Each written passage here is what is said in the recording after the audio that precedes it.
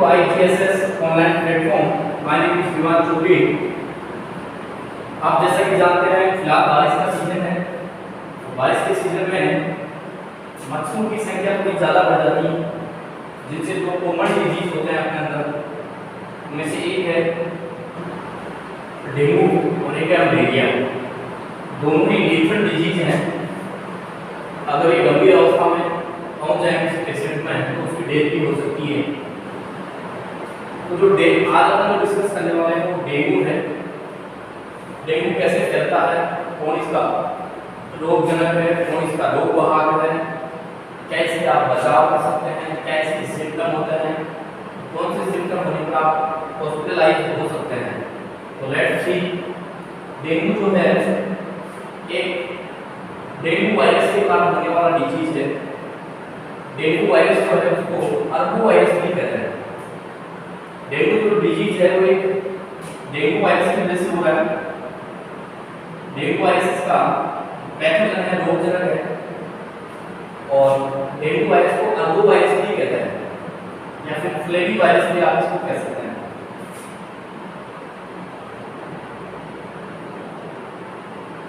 अर्बो virus या flavi virus. अर्बो virus को कहते हैं एक ऑर्थोपोडस वायरस है जो किसी वेक्टर के द्वारा एक व्यक्ति से दूसरे व्यक्ति में पहुंचता है। जो वायरस वेक्टर से पहुंचे हैं एक व्यक्ति से, मतलब किसी व्यक्ति में किसी रोगजनक, जब किसी वेक्टर के माध्यम से किसी व्यक्ति में पहुंचे, किसी पेशेंट में पहुंचे, उसे अर्बो वायरस कहते हैं। ऑर्थोपोडस वायरस से बिकॉज ये जो मच्छर हैं, मॉस्किटोस हैं, ये सब कहाँ रखे जाते हैं, ऑर्थोपोडस ये सब के सब। तो अर्बो वायरस वो है जो वेक्टर के थ्रू जाते हैं टारगेट तक। जैसे ह्यूमन बॉडी में वेक्टर के थ्रू जाते हैं तो अर्बो वायरस करते हैं। सेकंड इनका फ्लेवी वायरस भी है। डेंगू जो है इसको ब्रेक बोन फीवर भी कहा जाता है, जो एक प्रकार का वायरल है। यानी हड्डियां में ऐसे लगता है हड्डियां टूट रही हैं, दर्द करता है बॉडी, तो ब्रेक बोन फीवर के नाम से इसको जाना जाता है, जो एक प्रकार का वायरल डिजीज है। जैसे मैंने कहा इसका रोगजनक जो है वो डेंगू वायरस है। इसको अर्बो वायरस कहते हैं बिकॉज ये ऑर्थोपोडस वायरस है और वेक्टर के माध्यम से ये अपने टारगेट सेल तक जाता है। टारगेट सेल में मानव शरीर। तो रोगजनक इसका डेंगू वायरस या अर्बो वायरस या फ्लेवी वायरस है। इसे सिंपल भाषा में अपन डेंगू फीवर भी कह सकते हैं, डेंगू बुखार भी कहते हैं। डेंगू बुखार को हम सामान्य तौर पर डेंगू बुखार भी कहते हैं। इसका रोग वाहक क्या है, रोग वाहक ट्रांसमिशन करने वाला। मैंने कहा था ये जो अर्बो वायरस इसलिए कहते हैं क्योंकि किसी वेक्टर के थ्रू ये जाता है, वाहक के थ्रू ये जाएगा। तो जो वाहक का काम करता है या वाहक का काम करता है एडिस एजिप्टी। एडिस एजिप्टी मच्छर है, आप इसको सामान्य भाषा में इसको एडिस भी कह सकते हैं।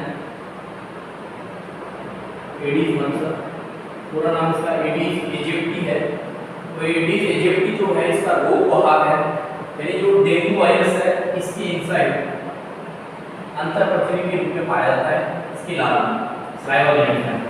तो ये इसका रोगजनक, इस रोगजनक को ये वाहक का काम करता है, वेक्टर का काम करता है एडिस मच्छर। वेक्टर में ये डेंगू वायरस होता है, इसलिए इसको अर्बो वायरस के नाम से जाना जाता है। एडिस एजिप्टी इसका क्या है, रोगजनक है।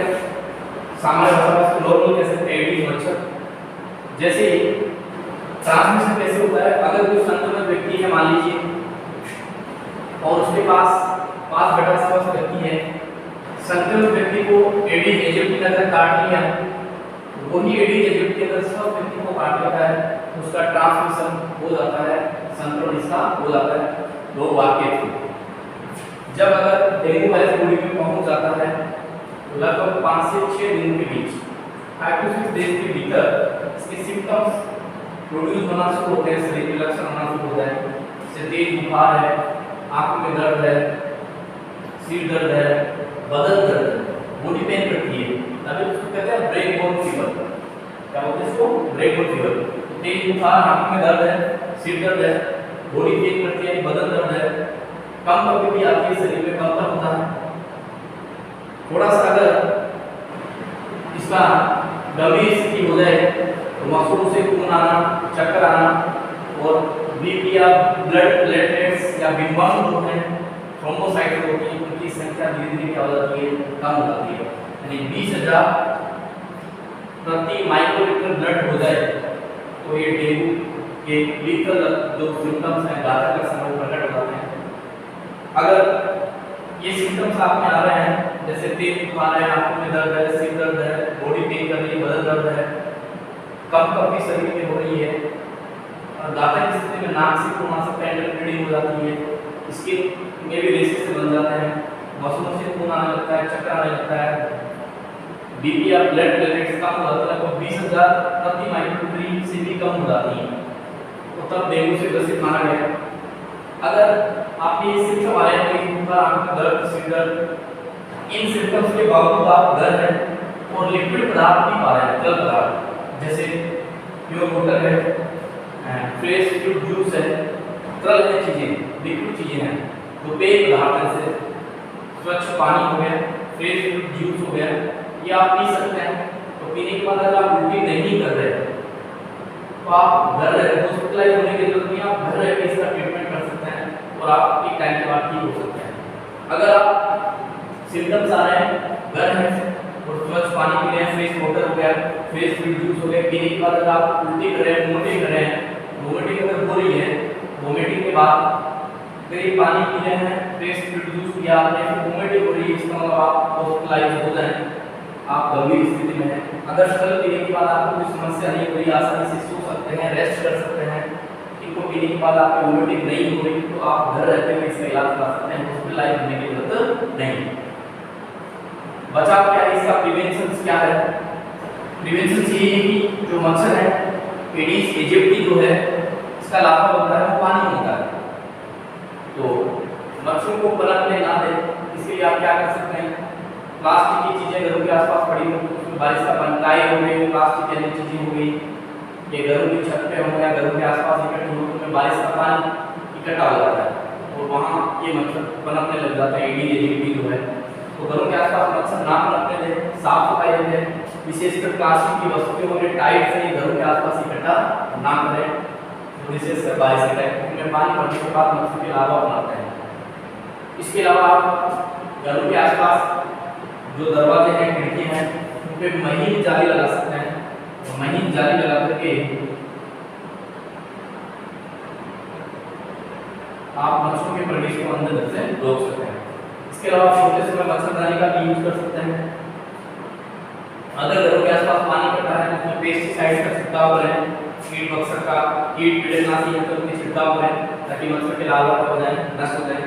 और घरों के आसपास तालाब है, ज़्यादा पानी है, इकट्ठा रहता है, उनमें लार्वा अक्सर मछलियाँ छोड़ देनी चाहिए, जैसे ट्राउट, मिनोज, गेमूसिया, ऐसी मछलियाँ हैं जो मच्छरों के लार्वा का क्या करती हैं, भक्षण करती हैं। तो इस तरीके से आप बचाव या प्रिवेंशन कर सकते हैं डेंगू के। विशेषकर घरों के आसपास पानी इकट्ठा ना होने दें, प्लास्टिक की वस्तुएं और टाई इकट्ठे करने क्योंकि बारिश का पानी में इकट्ठा हो जाता है तो मच्छर पनपते हैं, और वो मच्छर का एडीज एजिप्टी जो है वो ऐसी जगह पनपता, प्लास्टिक के टायर हो गए, प्लास्टिक की वस्तुएं हो गई जो इकट्ठा पानी में, तो ये आसपास सफाई रखें, पानी इकट्ठा न होने दें, तो आप इससे बचाव कर सकते हैं। तो ये था डेंगू, जो इस समय या बारिश के टाइम में एक सबसे ज़्यादा फैलने वाला वायरल फीवर है, जो एडीज एजिप्टी का रोगजनक है, और इसका जो वेक्टर है, वेक्टर वो एडीज एजिप्टी है, और इसका रोगजनक है, पैथोजन वो है डेंगू वायरस, जिसको अर्बो वायरस या फ्लेवी वायरस भी कहा जाता है।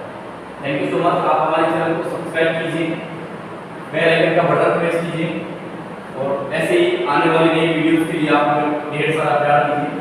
Thank you so much.